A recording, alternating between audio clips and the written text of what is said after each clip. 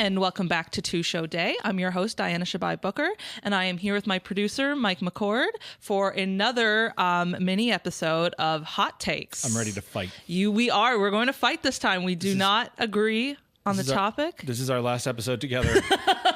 This relationship is over. Both of us enter. Only one of us will leave. Oh my God. If it's me, then the podcast is just done, I will guess. be fine. Yeah, we'll just paste a picture of you on top here. That's right. That's right. So you had the idea for this. You came up with this topic. So, Mike, what is our resolution? The issue to be discussed is the golden age of Broadway. Yes. I think I went first the last time. I think that it would only be fair to allow you to go first so that I may then decimate your arguments. So Mike came to me and he said, okay, hot take, Golden Age musicals are bad. And I was like, that's okay, disagree. And then he said, hold on, Golden Age musicals have aged poorly.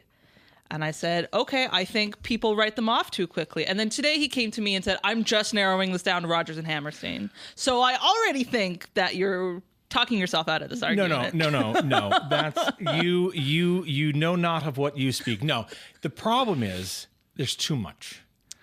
They would argue that Oklahoma is the first of the golden age of Broadway musicals, and that was 43, I think, and then Fiddler is the last, and that was 64. Yes. Just too much. That's like 21 years of It's not musicals. very well defined. I've seen some Golden Age end it in like 1959. Hammerstein died in 1960, so it's kind of the Rodgers and Hammerstein era is the Golden Age. But yeah, some include Fiddler and Hello Dolly and sort of the early to mid 60s as part of it too. Until sort of we get into Sondheim and Andrew Lloyd Webber in that era, which makes sense since Sondheim was mentored by Oscar Hammerstein. It's like the next generation.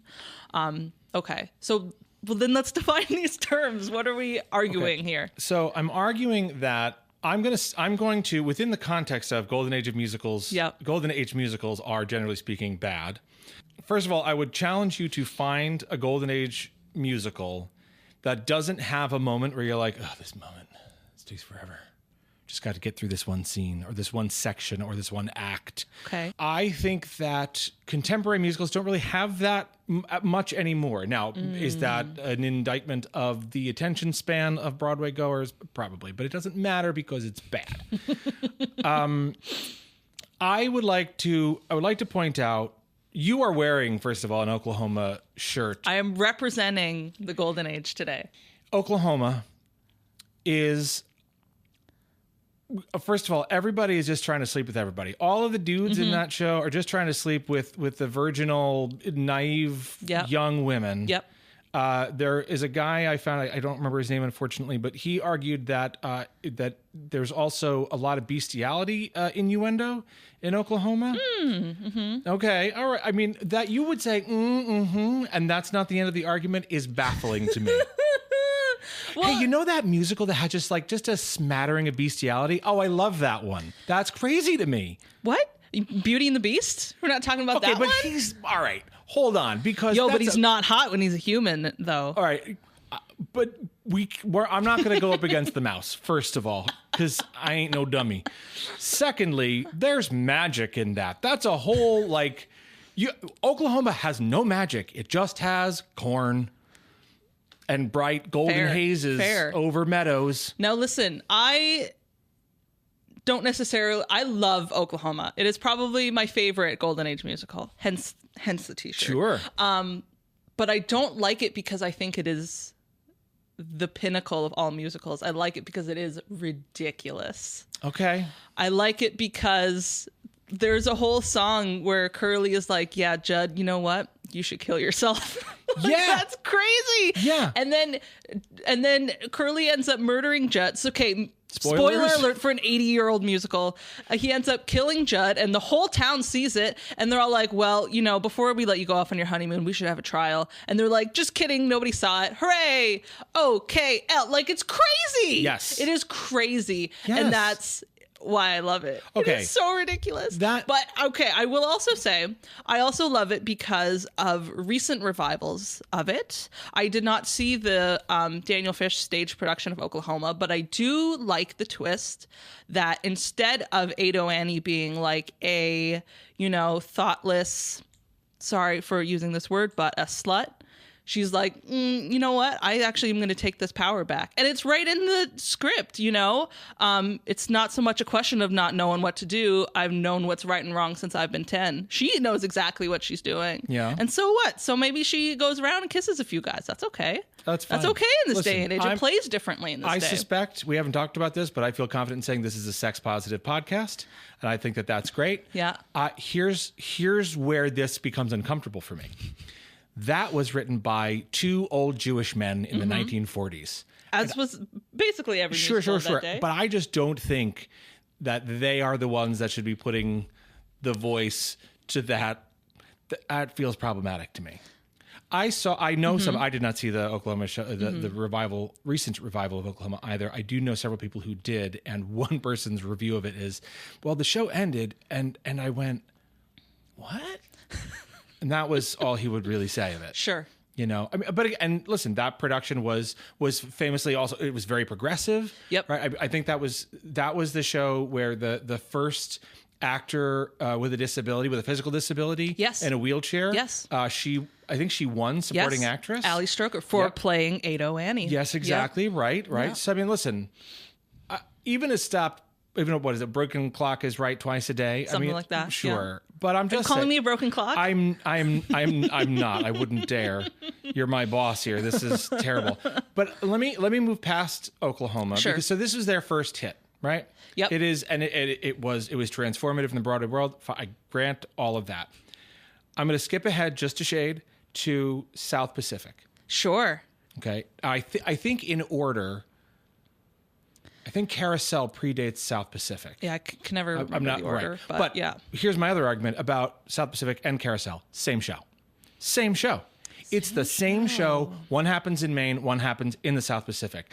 There is the problematic male lead. Mm-hmm. There is the headstrong female lead who makes terrible decisions. There's the tenor who's obnoxious and everybody hates him, but it turns out at the end he's an okay dude.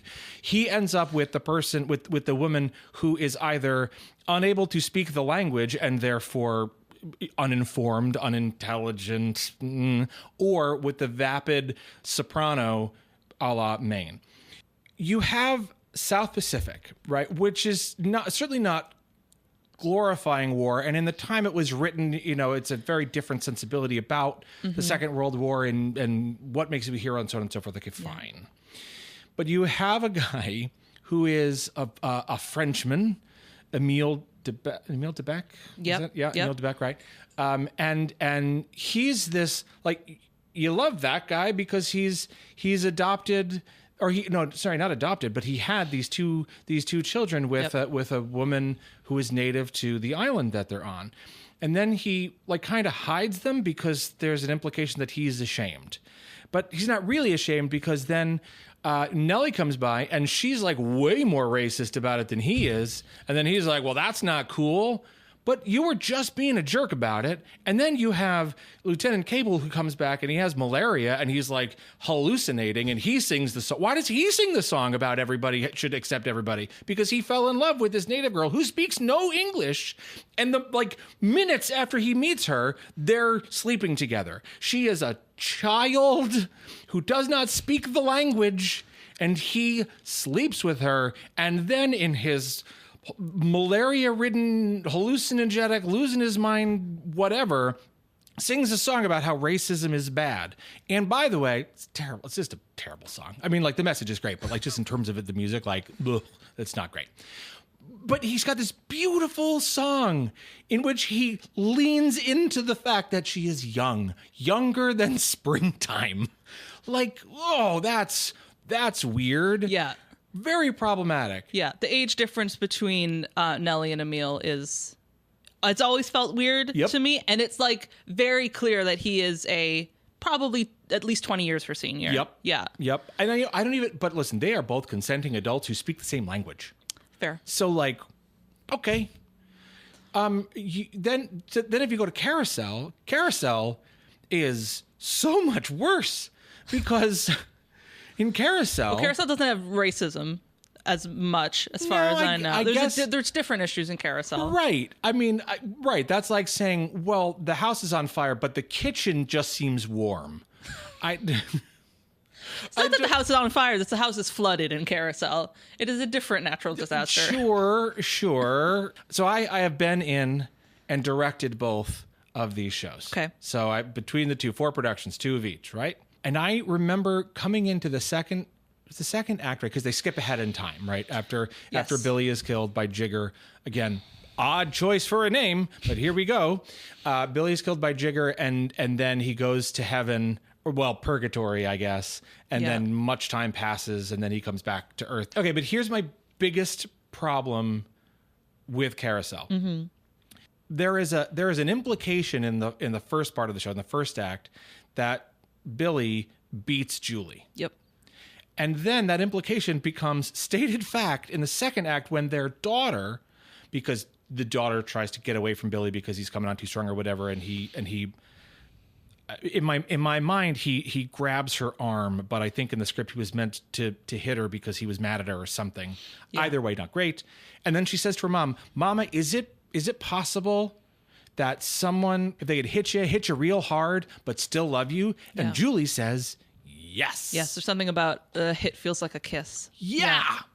And that is yikes. Yep. And you could argue, I don't think you could argue successfully, but one could argue that this was, again, a function of the time, right? Mm-hmm. This is meant to be very rural Maine in the late 19th century, and, and things were different. Okay. I mean, that's gross, but okay. But also, like, I really feel very strongly that beating your spouse has always been frowned upon.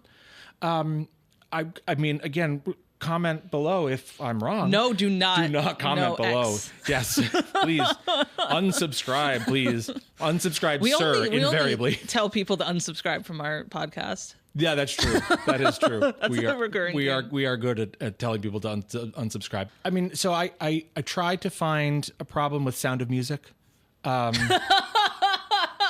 I couldn't. I mean, you got a problem with fighting the Nazis, Mike? Sound of Music is not on my list of shows to attack. It better not be.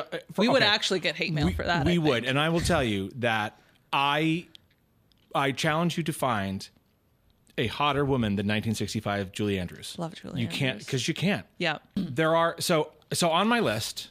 Yeah. Sound of Music was the last one that I wrote, and I put parentheses around it in a question mark. Yep. All right, so I talked about Oklahoma and South Pacific Carousel. There are 2 other very famous Rodgers and Hammerstein shows, mm-hmm.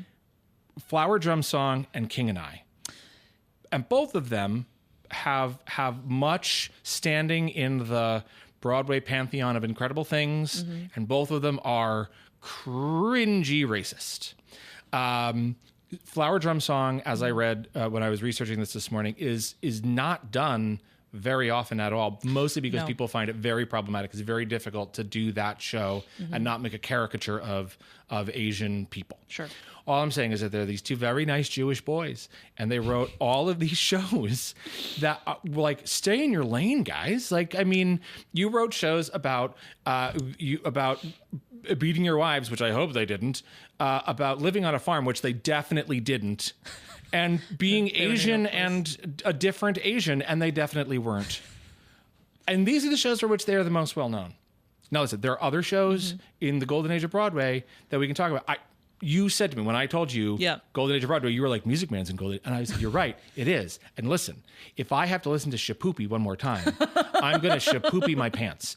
Also, in Music Man, the sadder but wiser girl mm-hmm. is awful. He literally refers to her as Hester, like Hester Prynne, and then wants her to get just one more A, wants this woman to be an adulteress. Like, come on. Yep.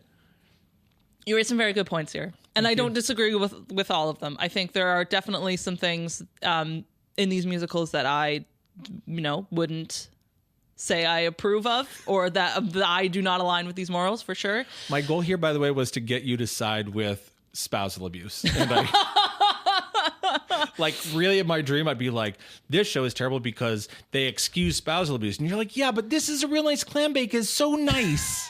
Also, a very weird song. June is busting out all over. You're going to tell me that even in the 1940s, they weren't like, June is busting out all over. Oh my God, I love that song. That's the best one. The video of Leslie Uggams trying to sing June is busting out all over, but the guy keeps dropping the cue cards and she just like makes up the words. Yeah, that's a June 1st tradition. Oh, that's great. Absolutely. Love that. This is just such an interesting argument because I think about things like this all the time. I think about not necessarily how racist the Golden Age musicals are, but about... Very.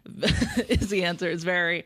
But about where does the line stop between what the author of a work gets to say and what the reception of that work is? Do they get to say, no, this was my intention and this is what is true, or does it matter? Once they release that work into the world, does the reception of it, is that what actually matters? Like I hate J.K. Rowling for several reasons, but I also hate how she released a series of books and now she's continuing to say, no, this character is this character is gay, this character does this. No, you don't get to say that. Right. You got 7 books to say what you wanted to say, and I think that's true for everybody. Rodgers and Hammerstein got this work to say what they wanted, and it kind of doesn't matter if there are intentions afterwards. This is the reception of it. Yeah. I agree with you. I think that there are a lot of artists that have done a thing and then have become themselves very problematic. And I feel very conflicted about their art, right? Like I feel the same way about J.K. Rowling as you do, but I also want my son to experience those books because the books were, to me, they were objectively good. And to your point of, you know, she said what she said in the books, and now it is up to the reader of the books to take that interpretation, right? I think the absurdity of J.K. Rowling and her anti-transness is that there are so many, what I would have thought were trans allegories all throughout that book. Right. But I guess not. But I don't care because I'm going to use that to teach my son what I think my son should learn about trans people being actually just people, not trans people. They're just people, right? Okay. Yeah. I think that if you are writing a show that takes any kind of stance at the time, I hope that it ages poorly. You know, like we should be progressing in human rights to the fact that it looks strange. Like I saw Come From Away this weekend, which I mean, it's already taking place 25 years ago almost at this point, and they wrote it that way. This is a snapshot in time here, but are we going to get to a point where the racism against the Muslim character is like, I don't even want to touch this thing, right? It's historically accurate. This is what happened. This is how this man was treated. Is that going to make people feel uncomfortable the same way we have other, you know? The snapshot in time is one thing, but I struggle with, and I think this is what you're describing here, the moments that are just representative of the time and are not the thing that we're taking issue with, right? Sure. We don't take issue with the fact that Billy is an alcoholic, abusive partner. That's secondary to the larger thing. And the fact that he does all these terrible things and he gets up to heaven and they're like, well, we're not sure if you're a good person. You're like, oh God, like what did he do that was good? Like we don't learn anything that's good about this man other than, no, nothing. There's nothing. Right. And so there's also another point to be made where just because there are characters doing bad things in there, that doesn't necessarily mean that they should be like good people, right? Maybe this is a take on not necessarily Billy and Julie's relationship, but on like God itself. And like, how do we judge people? Are we judging them by the standards of the Bible? And that's okay, because if he lived that way, he can get into heaven, and that's why they're not sure. Or are we judging a different way? Like, I think just because there is a character doing something in a musical doesn't mean that the show's creators approve it, nor do or approve of that behavior, nor do you have to behave or approve of that behavior. I think one of the things I appreciate the most about theater is that it is inherently an ever living thing, right? You can take, you can do Shakespeare, which has been around for centuries, and you can reimagine it. You can reasonably reinterpret it. You can do lots of things. I would be curious to see a version of Carousel, and I'm sure this exists somewhere, to see a version of Carousel where they address these issues within the context of the show, and it is not so just flippantly dismissed. I think it's totally fine to, we live in cancel culture, which is sometimes good. I think sometimes I don't want to say cancel culture is bad because that'll get me canceled, but I think, at least for me personally, it's important to still consume this media and media I don't necessarily agree with 100%, because I think I can totally acknowledge that a lot of things in Carousel are bad.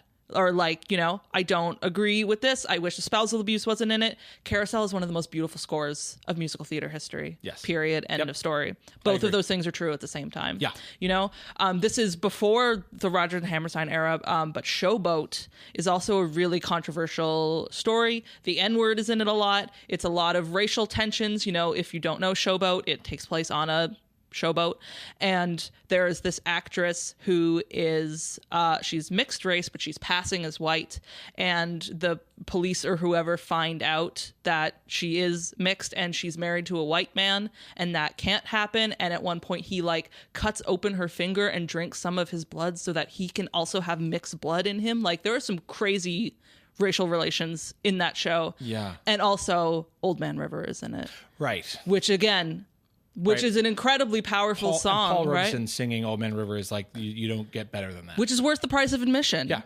That makes Showboat the movie at least worth seeing. Yeah. I don't know if it should be revised again in this day and age, but all of these shows are such an important part of musical theater history. And I watch a lot of old movies. I watch a lot of Fred Astaire and Ginger Rogers movies. If you put on a Fred Astaire movie, there's a 40% chance that man's going to be in blackface. Oh yeah. And also tap dancing his ass off at the same time, as Bojangles or whatever. And it was I hate this, and I hate that the so tap dancing good. is so good. Yeah. Exactly. Yeah. And that doesn't excuse the behavior of the time. That does not excuse blackface even a little bit. Right. But not pretending it doesn't exist also doesn't help us a little bit. Right. At all. There's also another great non-Rodgers and Hammerstein Golden Age musical. It's not great, but Seven Brides for Seven Brothers. Yeah. Yeah. That musical is ridiculous. All right. I hear my problem with that has nothing to do with the content, but that I was forced to watch that movie. Yes, the movie. And didn't they grease him up at some point or Yeah, so I've also only seen the movie. Only thing I remember from it. But there's I don't know, there's seven brothers and they all live in a cabin together and they're going crazy. As you do. Because there's just all boys and they're all horny out of their minds. And so one of them goes to get a wife, and then literally the rest of them just and the wife is oh yeah, I'll cook for you. It's a very Snow White and the Seven Dwarfs situation. Yep. And then all of them just go into town and just pick up women and put them on their shoulders and take them back to the lodge. But there are some amazing dance numbers in that. Watch it Intoxicated. That's my advice for Seven Brides or Seven Brothers. That's a good suggestion. I think that I feel like that was a girl I was trying to impress in high school by being worldly and cultured, and I was this movie's awful. Yeah, that, and I also have similar feelings about Kiss Me Kate. Yeah. He fully spanks her on the stage, humiliating her, but there are some excellent numbers in Kiss Me Kate. And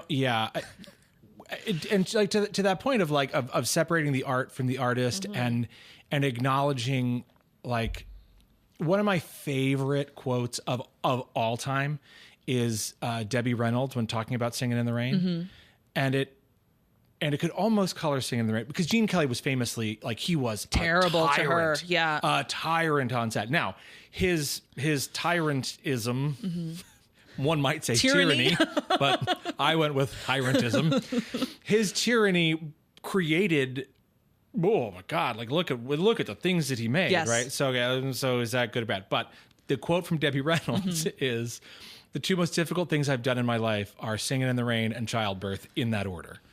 And that is the funniest thing to me. Yes. Especially because the child was Carrie Fisher. Right. Right. That's so funny to me. And and it's that whole argument of, do the means justify the ends, right? Singing in the Rain is my favorite movie of all time. He and Debbie Reynolds, despite all their fighting, have incredible chemistry in that movie. I've talked about Moses Supposis already, I'm sure, but that's the greatest Tab number ever put to film. Yeah.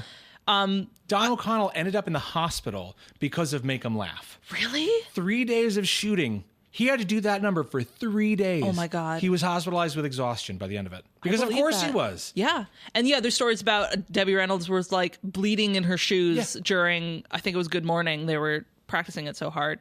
And it's like, I of course don't want to wash over all the abuse they suffered at the hands of their choreographer and director. That's terrible. But it's also the greatest movie of all time, right? Yes. Yeah. So yeah, it's okay. I think the point we're trying to come across here is it's okay to have complicated feelings about things you love. And I think it's important to be critical of the media that you consume too, whether you analyze it and decide, you know what, I do still like this. It does give me this warm, fuzzy feeling. That's fine. I think it is also okay to have good and fun as two circles in the Venn diagram that do not touch. They can touch, but there are things that are fun and not good. I will say my last point that I will make to try to absolve myself of my sin of hating Rodgers and Hammerstein as much as I seem to, which I don't really, but there was a production of Carousel at Lincoln Center, and Audra McDonald was cast as Carrie. Yep.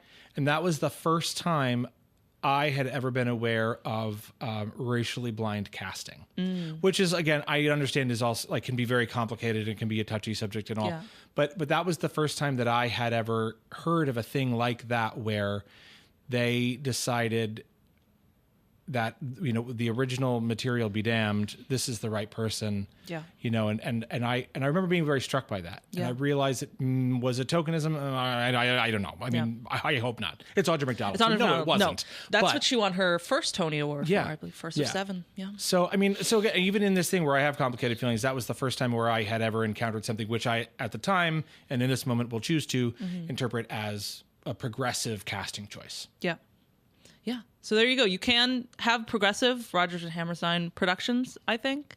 You could have a production of Carousel where when Julie says that line about a hit feeling like a kiss, maybe she makes some disgusted face but chooses to protect her child and says that line anyway, but maybe she's really uncomfortable with it, right? Like there are definitely choices you can make to preserve the lines and, for lack of a better word, integrity of the show, but still have a more modern sensibility of the morals, definitely. Yeah. All right. Well, thank you, Mike, for bringing all your hatred. I watched you try to find a word. You were like, what is the word to describe this jerk right now? Man. Yeah. You can send your hate mail to twoshowdaypodcast@gmail.com. I think that you should. I don't monitor that, so I'm okay. Please, Diana's going to filter all that for me. Yeah. But she might write a few of those. I'm going to do the old school. I'm going to cut out the magazine letters and just put it under your door. Scan it and then email it to me. Yes.